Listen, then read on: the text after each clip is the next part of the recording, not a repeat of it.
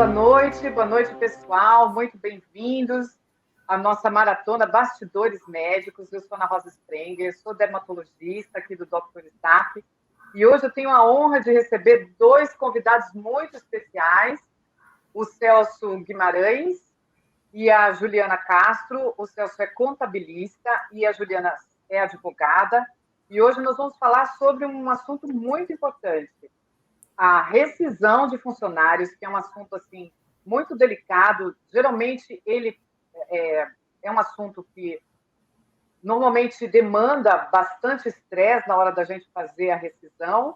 Então, hoje eu convidei e fiquei muito feliz em receber aqui a Juliana e o Celso. Então, bem-vindos, Celso e Juliana, um prazer ter vocês aqui com a gente. Obrigado, obrigada. Nós que agradecemos.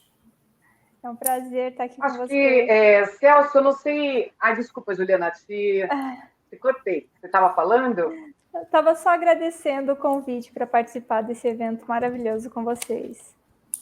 Ai, uma honra ter vocês aqui. Celso, a gente preparou algumas perguntas, mas eu não sei se você trouxe alguma coisa assim para a gente falar. Eu trouxe um breve descritivo, tá? E vou falar a parte mais trabalhista, tá? O que é, quais as verbas. E, com certeza, né? Nós, no meio do caminho aí, né? Nós vamos levar um puxão de orelha da doutora Juliana. Porque ela mesmo já falou que algumas coisas que eu coloquei aqui, muitas vezes o empregador nos solicita, porém, perante a lei, é algo totalmente irregular. Demissões tem regras, né, e respectivos direitos amparados na CLT. Além de esclarecer o funcionamento dos principais tipos de demissão, a CLT também trata de questões burocráticas.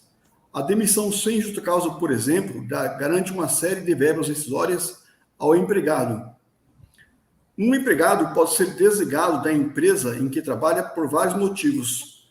A regra sobre cada tipo de demissão e seus respectivos benefícios e direitos estão estabelecidos na CLT.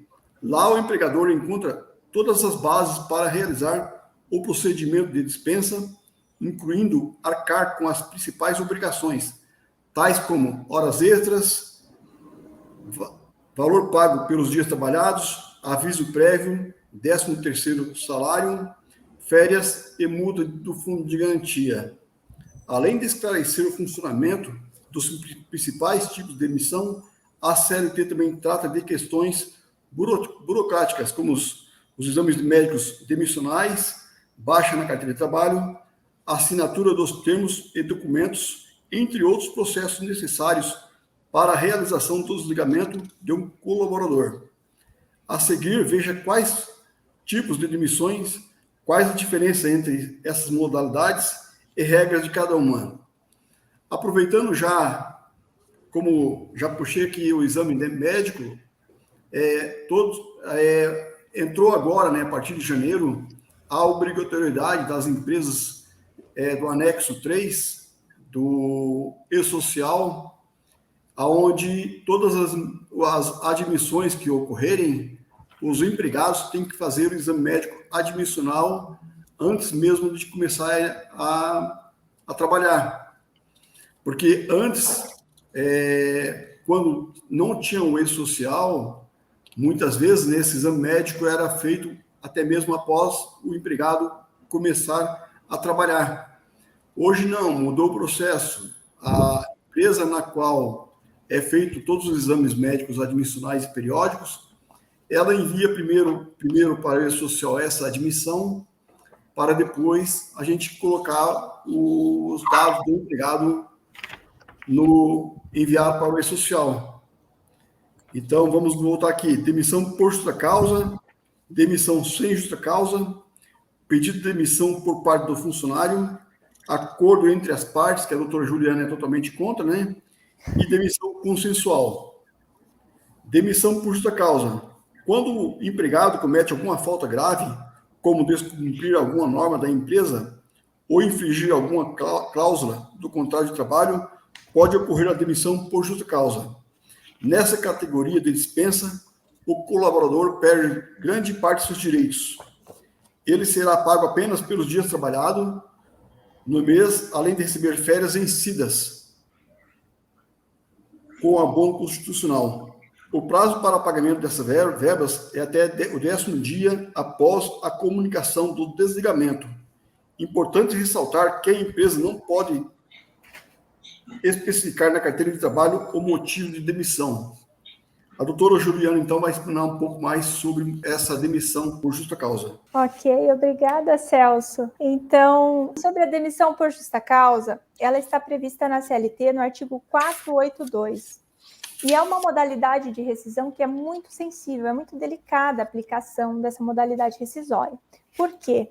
Ela é muito fácil de haver uma reversão judicial, tá? Porque a obrigação de produção de prova nesse tipo de processo, nesse tipo de rescisão, é muito delicada. Então, a prova ela não pode ser uma prova simples, ela tem que ser uma prova bem complexa e elaborada, não pode ser qualquer prova. Então, eu tenho até aqui uma telinha que eu posso compartilhar com o artigo 482. Então, assim, o artigo 482, ele traz realmente uma lista de atos que são cometidos pelo empregado, que podem ser configurados como de justa causa.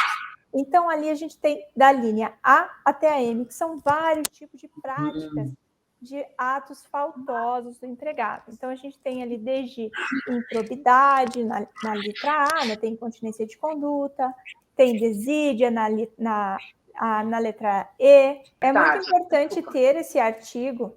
E é muito importante para cada justa causa a gente analisar muito bem se a penalidade a ser aplicada naquele caso é realmente a justa causa. Por quê?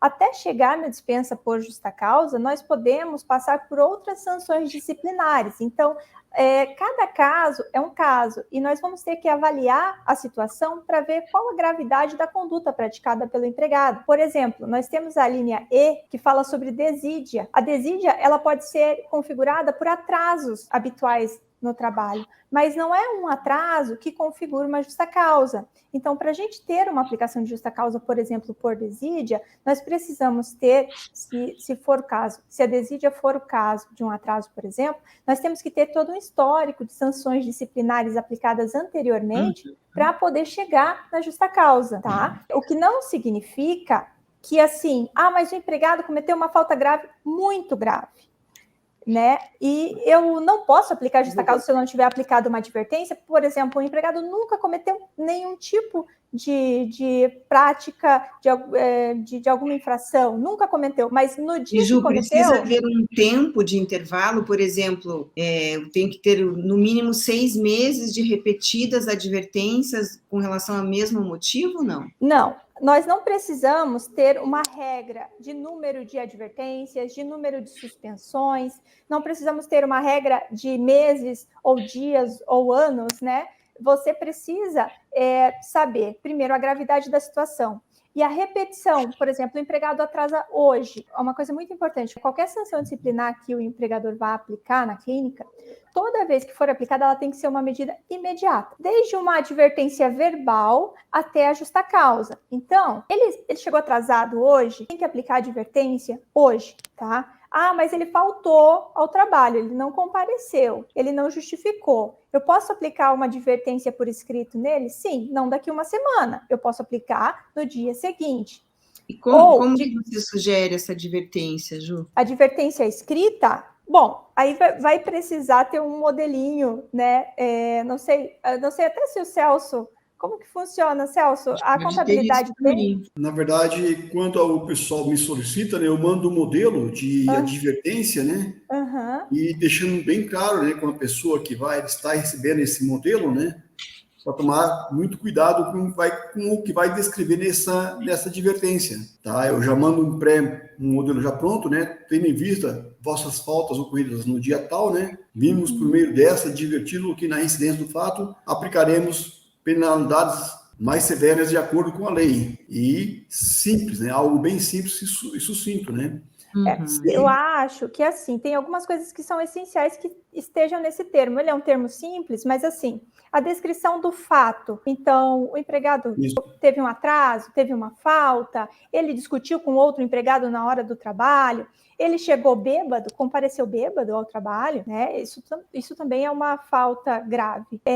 Ele bateu num colega de trabalho durante a jornada, ele xingou um colega, ele xingou um cliente, ele tratou mal o cliente. Eu acho que isso é até uma das perguntas futuras que talvez nós tenhamos. E, Ju, então, no assim, caso de mau comportamento, assim, por exemplo, no hall do prédio do consultório. Tá. Aí nós temos que avaliar.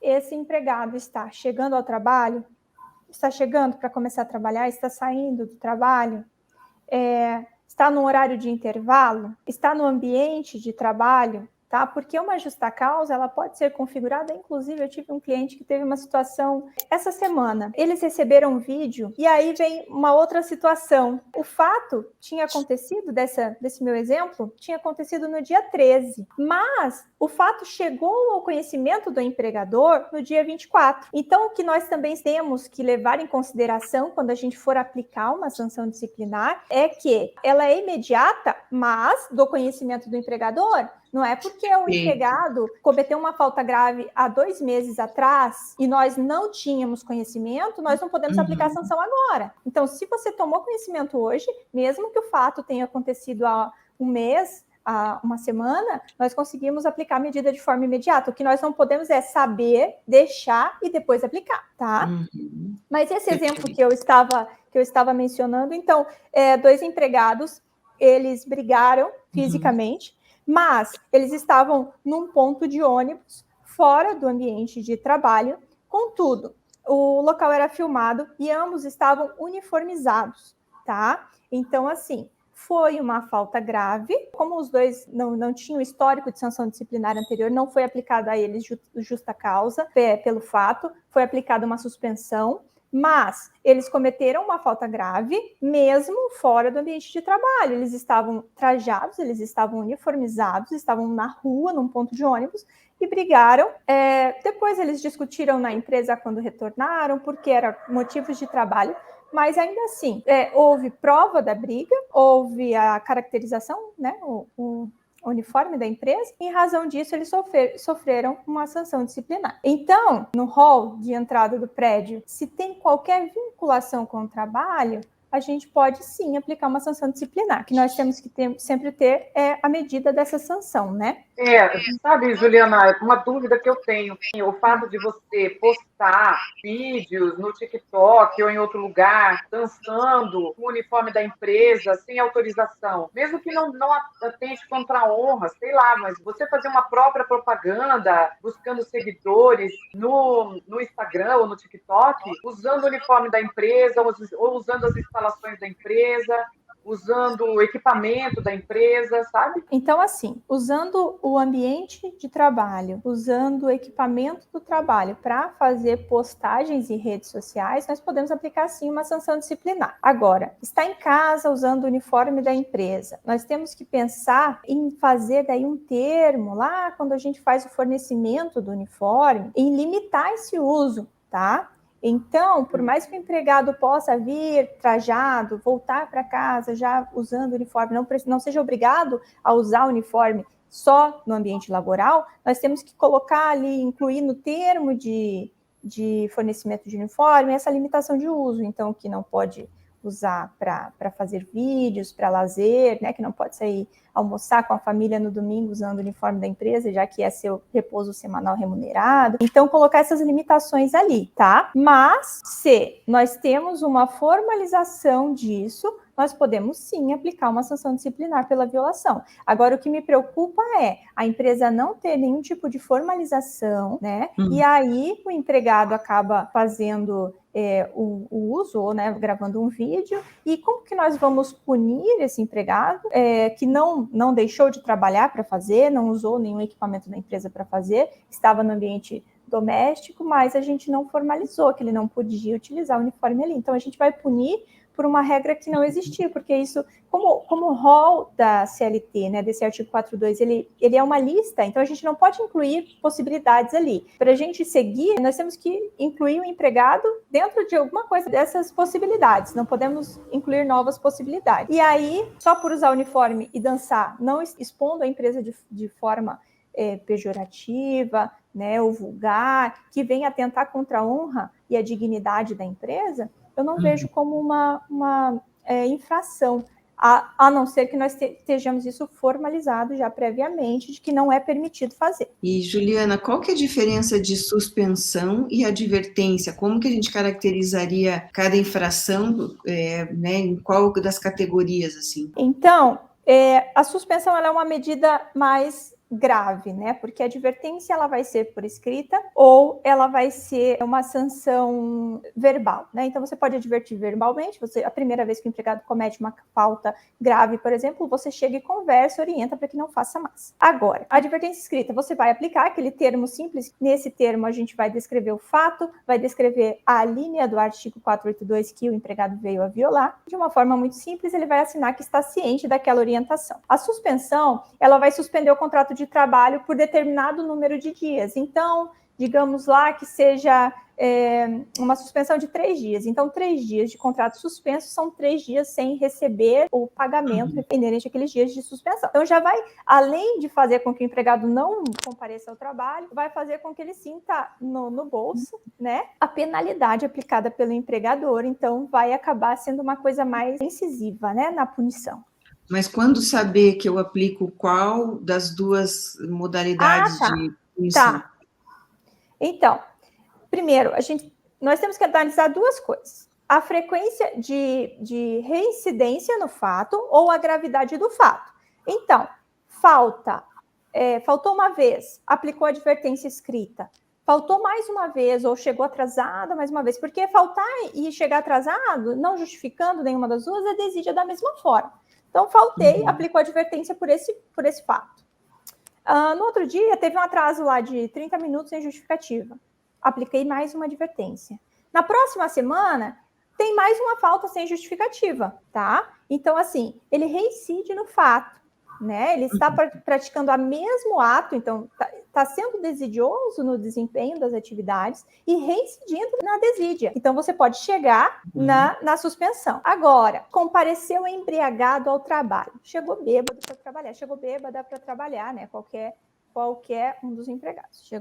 Compareceu bêbado ao trabalho. Embriaguez habitual ou em serviço é fundamento para dispensa por justa causa. O empregado chegou tão alcoolizado que não tem condições, né, de atender um cliente, de exercer as atividades. Como que ele vai trabalhar? Não tem como você aplicar uma advertência simples e continuar o dia normalmente. Então, nesse caso, eu entendo que a violação das regras da empresa ela é tão grave que a gente já pode, sem ter nenhum tipo de sanção anterior, aplicar direto uma suspensão contratual, por exemplo. Então, ele vai voltar para casa, vai se recuperar, pode ser um dia de suspensão, 2, 3, né? A suspensão que ela só não pode chegar até 30 dias. Por quê? Porque 30 dias consecutivos é abandono de emprego. Então, nós temos que ter ali uma medida. Claro, mas vai dar uma suspensão de um mês inteiro, de 20 dias, por exemplo, é muito grande, né? Pode ser mal visto por um juiz trabalhista, alguma coisa assim. Então, a gente aplica ali uma sanção disciplinar, eu penso em até 5 dias de suspensão, um bom tempo. Mas o que nós temos que considerar sempre o fato cometido pelo empregado ele é leve, mas ele é reincidente, então nós podemos chegar na suspensão. O fato é grave, mesmo que não tenha precedente nenhum, a suspensão pode acontecer direto. Outra coisa, o fato é grave o suficiente para a justa causa, ela pode também acontecer direto. Você não precisa ter uma suspensão para aplicar a justa causa. Se o fato praticado ele é grave o suficiente, a gente pode aplicar a justa causa de forma direta, não precisa ter todo esse histórico. O que nós temos que ter um histórico é para medidas mais brandas. Outra coisa, é muito difícil a manutenção de uma rescisão contratual judicialmente, quando ela é feita por justa causa. Por quê? Porque a prova tem que ser muito bem feita. Então, o empregado cometeu uma falta grave suficiente para ser aplicada uma justa causa de forma direta, sem que ele tenha nenhum tipo de histórico de sanção disciplinar, então ele nunca teve uma advertência, mas aconteceu algo grave o suficiente para ter uma justa causa, nós temos que ter uma boa prova de que esse fato ocorreu, de que ele foi grave o suficiente para que se chegasse nessa justa causa. Agora, o caso dele é falta. Ele falta muito. Então, nós temos que ter o quê? Um histórico de sanção disciplinar. Não adianta nós pegarmos um empregado que falta muitas vezes, mas para ele nunca foi aplicado nenhum tipo de sanção disciplinar. Mas ele já tem muita falta. Então, quer saber? Um dia ele falta 3 dias consecutivos, eu já fico irritada, ele não justificou, ele voltou a trabalhar, dou justa causa. Não, por quê? Porque você não tem um histórico de sanção disciplinar aplicada anteriormente. Então, o mais importante é ter a manutenção dessa penalidade em casos de infração pelo empregado. A falta do uso do uniforme, Juliana, pode ser considerada uma falta grave? A pessoa que, todo dia você tem que lembrar que a pessoa está sem uniforme, ela sabe, tem um monte de uniforme em casa novo e vem sem uniforme. O uso do uniforme é obrigatório? É. Então, pode sim. Mas olha, não sei quanto a vocês, Ânia, Celso, antes da coisa ir para esse lado, a gente tem que dar um outro jeito. Você não acha, Celso? Sim, com certeza. Tá? A melhor coisa é, se vê que está dando muito problema, né? A melhor coisa a fazer é a demissão, tá? Não tem porque... É melhor deixar, né? Seguir cada um seu destino, né? Ana, eu acho que, não lembro se a gente colocou no nosso curso, a gente colocou no Instagram, na nossa Linktree, aquele contrato, o contrato e as normas éticas dos funcionários. Sim. Então, ela está ciente de que essas atitudes não devem fazer parte. Então, ela sabia que ela não deveria fazer aquilo, né? Então, eu acredito que... Se tem um manual de procedimento, como você falou, tem um código de conduta, código, né? De ética e conduta, isso. Exatamente. Se a empresa possui qualquer fato que o empregado cometa sendo contrário às normas da empresa, você pode aplicar, sim, uma penalidade. Aí, como a doutora comentou, não precisa chegar a uma dispensa por justa causa, não.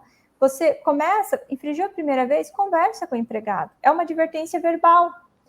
Mas reincidiu, aplica a sanção disciplinar um pouco mais severa, uma advertência por escrito, né? Mas não quero continuar, não quero rescindir por justa causa, não quero continuar. Às vezes é melhor rescindir o contrato sem justa causa e finalizar o problema ali. Caso as orientações e as sanções disciplinares como advertências não surtam efeito, o que pode acontecer com muitas pessoas, né, em muitos casos. Por exemplo, o uso do uniforme, que a doutora comentou, o uso do uniforme para gravar vídeo em rede social, mesmo que seja um vídeo que não exponha a empresa de forma nenhuma, se está no código de conduta da empresa de que não pode ser feito... Não se deve. Né, não se deve utilizar, não se deve fazer uso do uniforme fora do ambiente laboral. Mas não posso ir e voltar usando o uniforme? Não, pode. Né? Eu acho que não tem problema nenhum, até porque se nós fizermos essa obrigação de troca de uniforme dentro do ambiente de trabalho, nós também temos que considerar situações como o empregado vai trocar o uniforme depois que ele chega no trabalho, ele vai registrar o ponto antes ou depois da troca de uniforme. Se, por acaso, o uso do uniforme ele for obrigatório, exclusivo dentro da empresa, não pode sair nem no trajeto casa-trabalho usando esse uniforme, pode ser que isso seja considerado por um juiz trabalhista, muito embora a CLT, quando foi reformada, diz que o tempo de troca de uniforme não é tempo de trabalho. Mas o juiz trabalhista pode, muitas vezes, considerar como tempo de trabalho e aí a gente vai acabar tendo algum problema nesse sentido, se não anotar a jornada, tá? Certo. Então, a gente tem que explicar sobre o artigo 482, sobre justa causa, não tenho. Eu tenho mais um sobre o 483, mas acho que o Celso vai falar sobre outras modalidades rescisórias. Aqui, né, da demissão sem justa causa. Então, eu vou parar Nesse caso, demissão sem justa causa. Nesse caso, o funcionário é desligado da empresa quando não há qualquer erro ou infração de conduta, de acordo com o contrato de trabalho. É uma decisão da empresa que precisa ser comunicada com antecedência ao empregado. A demissão sem justa causa garante ainda uma série de verbas rescisórias para o colaborador. São elas: saldo salário, férias vencidas e proporcionais, 13º salário, aviso prévio indenizado, FGTS acrescido da multa de 40%, seguro-desemprego com pelo menos 12 meses de carteira assinada nos últimos 18 meses anteriores ao desligamento. Há de se tomar cuidado também quanto às demissões sem justa causa. Vou pegar como exemplo as próprias clínicas, tá? Onde a data base é agora maio. Se o empregado, porventura, tirou férias em dezembro, retornou meados de janeiro, e ele tem estabilidade igual ao período que ele tirou férias. Se ele tirou férias de 20 dias, ele também, a partir desse retorno, ele tem mais estabilidade de 20 dias, para aí sim a empresa poder demitir esse empregado. Tomando-se cuidado de quanto tempo esse empregado tem de empresa, porque se porventura esse aviso prévio ele terminar lá em abril, há uma indenização de um salário do empregado para ele. Vou pegar um exemplo clássico aqui então. O funcionário foi demitido, tem de empresa 5 anos, tá? E a cada ano de empresa, ele tem direito, além dos 30 dias, mais 3 dias de aviso prévio. Então, nesse caso, se ele tem 5 anos de empresa, ele vai ter 45 dias de aviso prévio. Para receber. Isso. Esse aviso prévio, então, dependendo da data da demissão, esse término do aviso prévio vai terminar lá em abril. Sendo assim, ele tem direito, então, a mais um salário do empregado. Celso, a gente pode montar um caso, uma simulação prática para o pessoal ter noção? Vou pegar, então, aqui, ó, uma demissão que ocorreu em 16/2, de 45 dias de aviso prévio. Esse aviso prévio vai terminar lá em 1º de abril. Então, nesse caso, o empregado tem direito a mais um 12avos, a mais um salário de aviso prévio. Vamos fazer um exemplo bem prático, se você puder ir anotando, se demorar um pouco para você fazer a conta. Então, por exemplo, uma funcionária tem 5 anos de empresa. Ok. Ela tem férias vencidas. Então, se você puder ir calculando aí quanto que a gente tem que pagar na rescisão, porque o tema da nossa live é quanto custa uma rescisão. Então, vamos tentar dar um exemplo. Eu tenho no final, tá? Eu demonstro qual que é o valor que um funcionário custa para o empregador hoje, né? Tá? No final ali, eu tenho um custo mensal de quanto o empregado custa para o empregador hoje. E quanto custa uma rescisão com esse funcionário? Isso, não. Quanto é que custa o empregado mensal? Aí, se eu quiser demiti-lo, quanto que eu vou gastar? Tá. O cálculo depois eu posso apresentar depois do término, né? Tá. Você tem alguma planilha aí que você queira apresentar, Celso? A planilha deixa para a doutora Juliana dar uma explanada agora sobre demissão sem justa causa. Olha, sobre a demissão sem justa causa, eu acho que eu nem tenho muita coisa para acrescentar. Então, assim, ela trata de uma liberalidade das partes, né? Então, ela não precisa ser motivada, então, seja empregador, seja empregado, tem intenção de rescindir sem justo motivo, pode fazê-lo a qualquer momento, porque o contrato, ele é bilateral e faz parte do poder potestativo das partes, rescindi-lo a qualquer momento. Em algum momento a gente vai fazer essa conta? Tipo assim, salário base, tanto, 5 anos de empresa, férias vencidas. Quanto que eu tenho que pagar quando essa pessoa sair da clínica sem justa causa? Tá, eu posso anexar então depois, né? Porque aqui nos meus slides, tá? Eu tenho qual o custo de um empregado hoje. Eu posso compartilhar a tela aqui. Quer que eu compartilhe, Celso? Tá ótimo. Vou compartilhar aqui o cálculo dele. Tá. Esse cálculo, Celso? Isso, esse é o custo mesmo, tá? Peguei um exemplo aí, um empregado com R$2.000, tá? De salário. Este é o custo hoje que você tem mensal para ele, R$3.932. De férias, tá? R$166, 1/3 das férias, 13º salário. Então, ele custa 2.388,89. Não tem plano de saúde, tá? O que eu tenho aqui é o fundo de garantia mensal, 40% do fundo de garantia, total de imposto R$907. Para um empregado que custa, não tem plano de saúde, não, só coloquei o que é básico hoje do que a convenção determina. A convenção determina lá, vale transporte, a cesta básica de R$555. Hoje, um empregado de R$2.000, você vai ter um custo mensal de R$3.938,87. Então, mais o plano de saúde que a gente paga. Mais o plano de saúde, exatamente. Então, vai dar mais uns R$500. Exatamente. Então, vai para 4.400 aqui, 4.500 aproximadamente. E, Celso, na hora de fazer a rescisão, se for uma rescisão consensual, o que a gente vai calcular? Tudo isso proporcional ou a gente ainda vai ter que pagar o aviso prévio, como você disse, dependendo do tempo de empresa, esse período vai variar, né? Vai variar. Então, tem o aviso prévio, né? E parece que eles têm uma redução do período, né? De cumprir o aviso, né?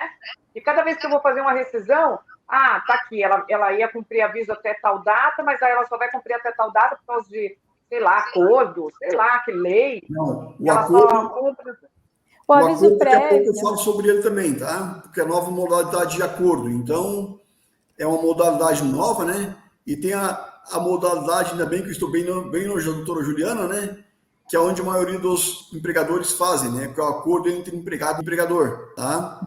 Então, eu vou falar aqui sobre o pedido de demissão. Pedido de demissão por parte do empregado. Coisa, desculpa interromper, Celso. Sim. Mas acho que a doutora Ania fez um questionamento sobre o cumprimento do aviso prévio. Tá. Eu sei que pode ser que tenha essa redução, considerando lá os acordos e tudo mais, mas assim, o aviso prévio, ele, como o Celso falou, ele vai somando, né? Conforme vão passando os anos, ele vai aumentando. Mas o cumprimento dele é de 30 dias, tá? Então, a gente não pode deixar o empregado cumprir 2 meses, por exemplo, de aviso, tá? Outra coisa, existe a redução, que pode ser de 2 horas diárias, né? E também a redução de 7 dias corridos desse período, porque a lei prevê o aviso prévio para que o empregado busque uma nova colocação no mercado de trabalho. Então, existem mesmo umas regrinhas ali para o aviso, mesmo que seja uma demissão sem justa causa, que ele vai ter redução no período do aviso ali no cumprimento, tá?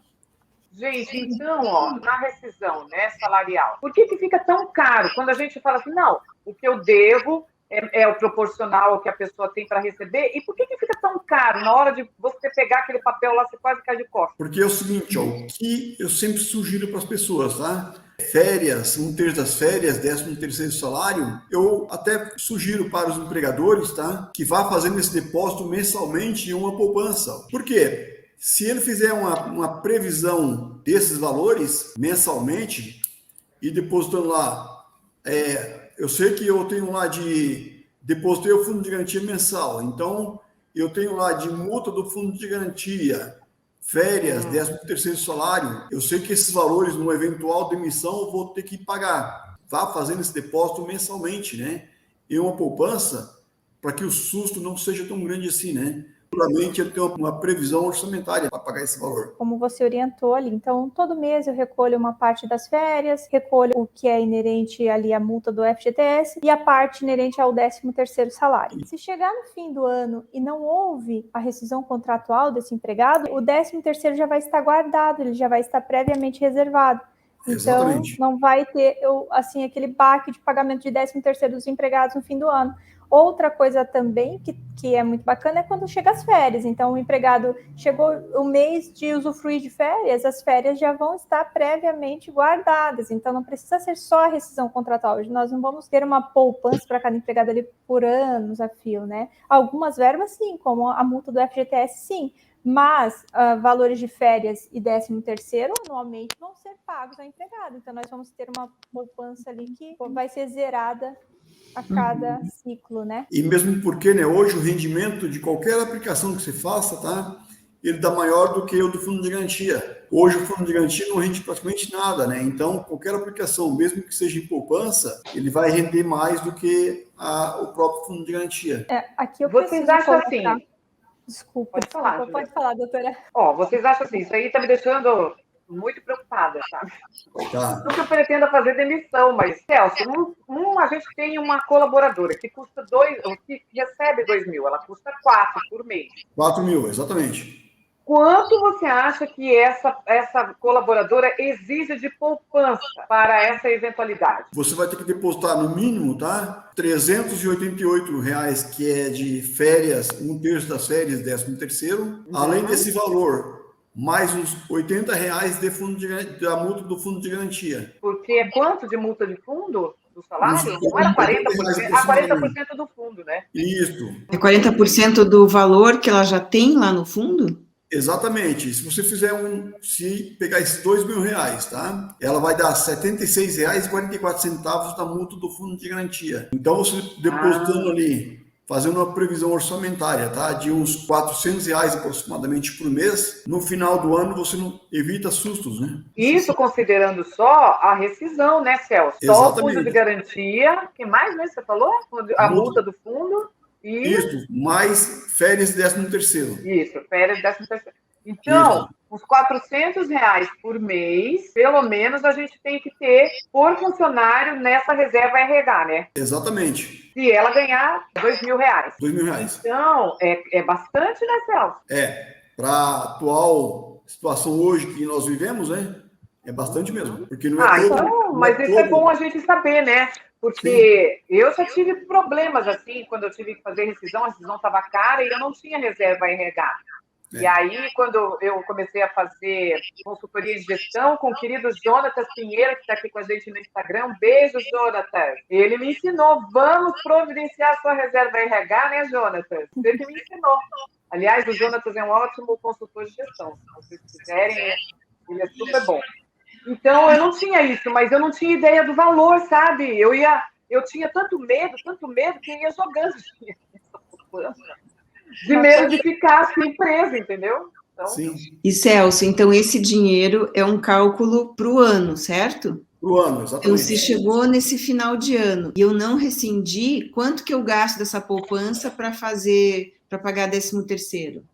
O 13º é os R$2.000. Dependendo vai estar completo, né? Se fizer a poupança durante todo o ano, no 13º... Aí no ano seguinte eu começo de novo. E a reserva dos 40% eu deixo? Os 40% você deixa guardadinho lá, né? Tá? Para no eventual demissão, você já tem aquele valor. E esse valor ele vai ser recolhido, né? Porque os 8%, né, que é o valor, né, sem a rescisão, nós, mesmo como o Celso mencionou, mas o FGTS rende muito pouco, né, considerando qualquer outro tipo de poupança, né, de forma de guardar o dinheiro ali, ainda assim os 8% precisa ser recolhido mensalmente, né? Isso. Então, esse valor de 40% ele vai render, digamos que o empregado fique ali 5 anos, se você guardou 40%, quando chegar lá no final, aquele lá, a sua poupança vai estar um pouquinho maior, né? Vai ser um pouco mais barato, né? Ali o pagamento da multa, mas ela tem que ser recolhida na rescisão, então você vai ter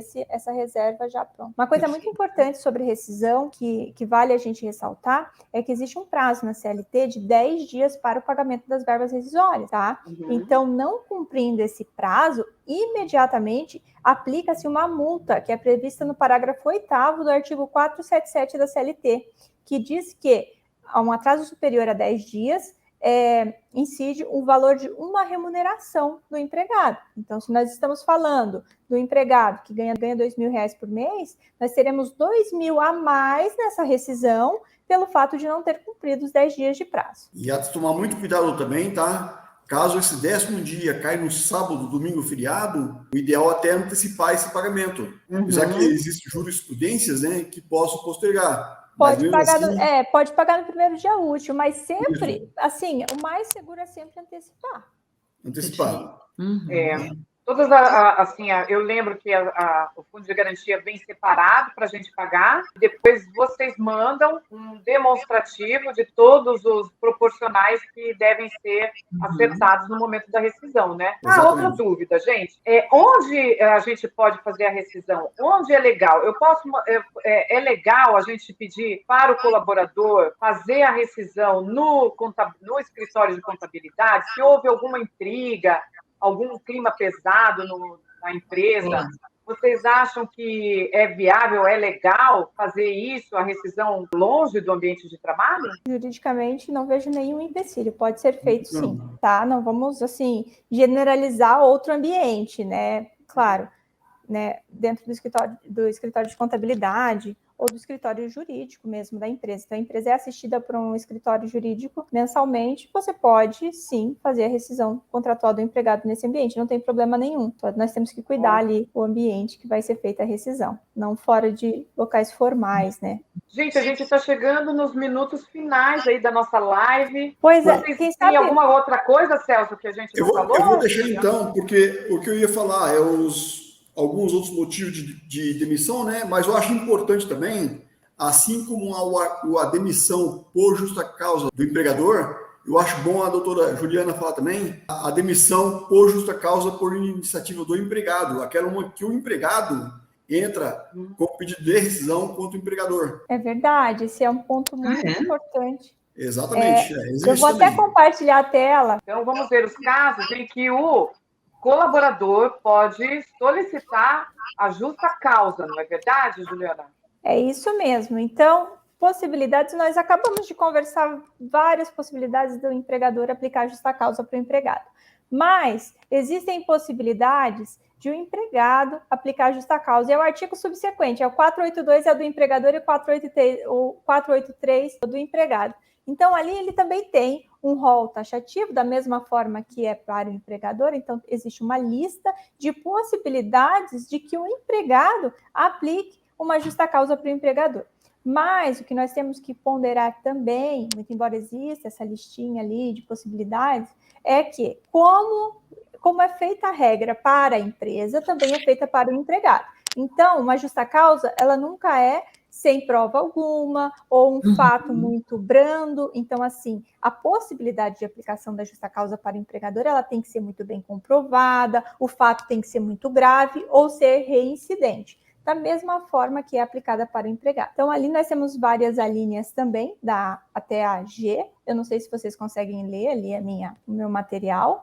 Mas a G que está um pouco apagada, depois eu vou pedir para você falar. Então tá, então eu vou ler ali as alíneas, acho que fica melhor, né? A letra A, forem exigidos serviços superiores às forças defesos por leis contrários aos bons costumes ou alheios ao contrato. A letra B fala, se for tratado pelo empregador por seus superiores hierárquicos com rigor excessivo. Agora, como eu disse, rigor excessivo não significa que o empregador não pode, por exemplo, ter meta de trabalho. É lógico que pode. O que nós temos que ter é uma forma branda, né, de cobrar e exigir que sejam cumpridas as regras do trabalho, ou que sejam cumpridas as metas, né? Tudo isso, claro, que é comum no mercado de trabalho. Em qualquer local, em qualquer clínica, vai ter meta, vai ter regra, e o empregado não pode utilizar uma regra, um artigo da CLT, por exemplo, para tentar coibir o empregador, né, para impedir que seja cumpridas as regras de trabalho normal. Mas o excesso pode sim causar a dispensa por justa causa. Aí tem a letra C, que fala correr perigo manifesto de mal considerável. Letra D, não cumprir o empregador as obrigações do contrato. E, praticar o empregador ou seus prepostos contra ele ou pessoas de sua família, ato lesivo da honra e boa fama. O empregador ou seus prepostos ofenderem-no fisicamente, salvo em caso de legítima defesa própria ou de outrem. E G, o empregador reduzir o seu trabalho, sendo por isso, afeta sensivelmente a importância dos salários, conseguir ocultar ali via a última linhazinha. Então, assim, essa é uma listinha de regras, tá? Que são inerentes, né? Que podem ser utilizadas pelos empregados para aplicar justa causa para o empregador. E como funciona isso? Isso é uma rescisão indireta do contrato de trabalho.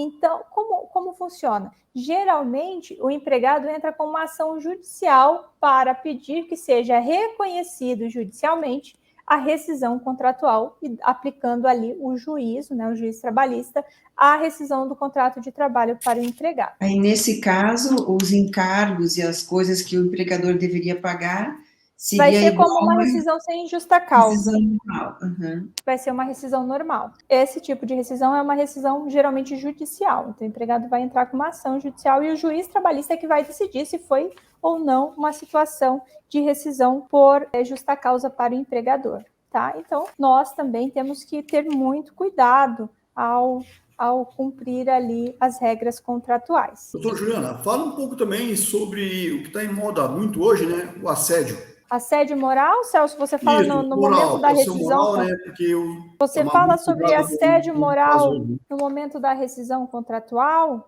Ou durante o trabalho. Ou durante o trabalho. Tá, então assim... Porque hoje você vê muito na mídia, né? Principalmente ontem mesmo, você está vendo lá, né? Que uma pessoa destratou o empregado, né? Ou falou palavras de baixo calão, né? O empregador.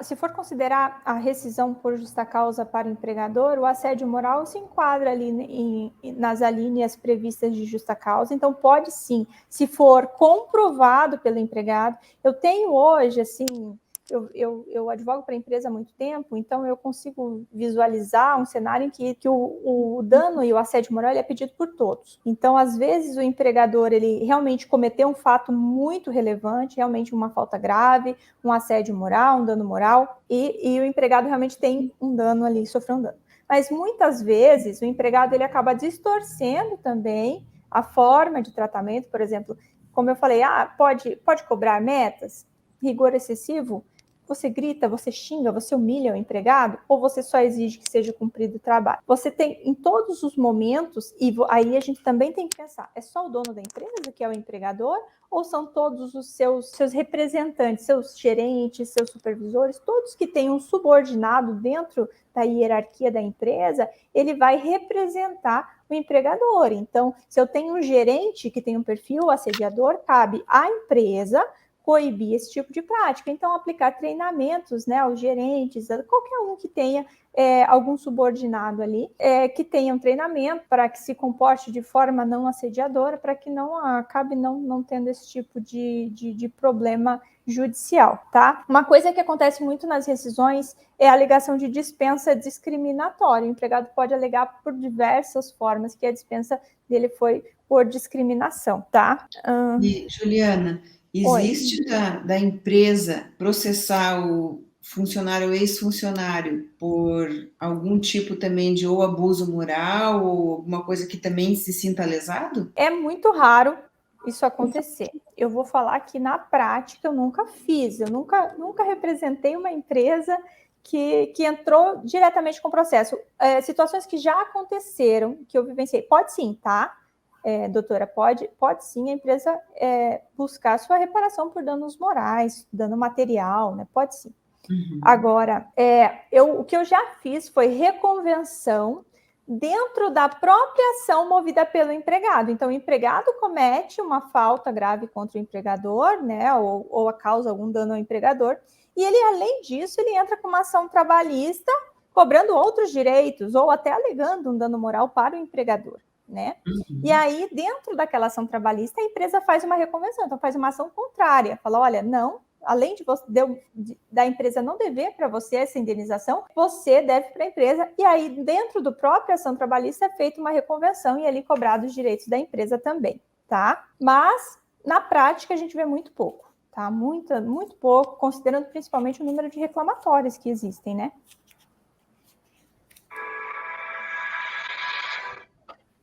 Bom, deixa eu ver aqui se eu tenho mais alguma pergunta. Deixa eu ver lá daqueles nossos, porque aqui a gente... peraí, tem o pessoal do chat aqui, a Kátia. Oi, Kátia! Nossa, que bom, a Kátia perguntou aqui, ó. Desculpa que eu estava segurando o telefone do Instagram e não consegui. Parabéns, Iane e palestrantes. A Kátia é dermatologista, professora da Universidade Positivo.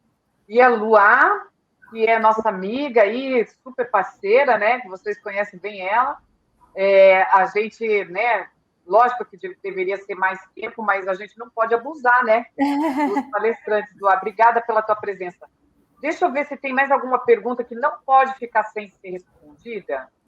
A da reserva foi muito bom, né, Anne? A gente aproveitar aí o quanto mais ou menos a gente, por salário, a gente faz mais ou menos essa conta. Quando a gente vai, olha só, vou colocar ali, ó. Quando a gente vai admitir um funcionário, o que vocês sugerem? Qual o período mínimo a gente deve observar na carteira de trabalho, assim, da permanência no trabalho, para que vocês acham que não vai ter muito problema, que se a pessoa... Ninguém quer funcionário que troque muito de emprego, né? Da mesma maneira, ninguém quer trabalhar num lugar que a gente sabe que é uma rotatividade muito grande. Mas o que vocês aconselham, assim, quando a gente está fazendo entrevista de emprego? O que vocês acham da gente olhar a carteira de trabalho? E, enfim, quanto tempo vocês acham que a gente pode observar? Posso falar primeiro, Celso? Pode. O meu comentário acho que é bem rápido sobre esse tema, tá? Juridicamente, essa prática, ela não é bem vista, tá? Então, eu acredito assim, que se o empregador vai ter esse tipo de atitude, tem que ser de uma forma muito velada, porque pode sim ser considerado uma discriminação pré-contratual. Nós temos situações de danos alegados pelos empregados ou por candidatos a empregados, de danos pré-contratuais, tá? Por discriminação na seleção, por discriminação em qualquer fase contratual. Então, existe sim, eu particularmente já advoguei em vários casos, por incrível que pareça, de pessoas que não foram contratadas e processaram a empresa, tá? Então, minha orientação é: tenha muito cuidado ao fazer qualquer coisa que possa demonstrar um critério discriminatório. Por quê? Porque o histórico contratual não pode ser um impeditivo de nova contratação. Eu estou falando sobre a jurisprudência, a CLT. Então, nós sabemos que o dia a dia da empresa, o dia a dia da clínica, do empregador, isso é uma coisa muito importante. Nós precisamos, claro, nós queremos empregados que fiquem por anos a fio trabalhando conosco. Nós queremos parceiros, nós não queremos pessoas que saiam ali em 1, 2, 3 meses, né? Então, eu sei que isso é uma coisa importante para todas as empresas, mas é uma forma de discriminar candidato e pode sim ter um processo por isso. Então, é muito importante cuidar. Ah, que bom, né? Então, a gente nem pode, assim, alegar, olha, eu não contratei você porque você não para emprego. Posso ser processada por causa disso. Pode, né? pode sim.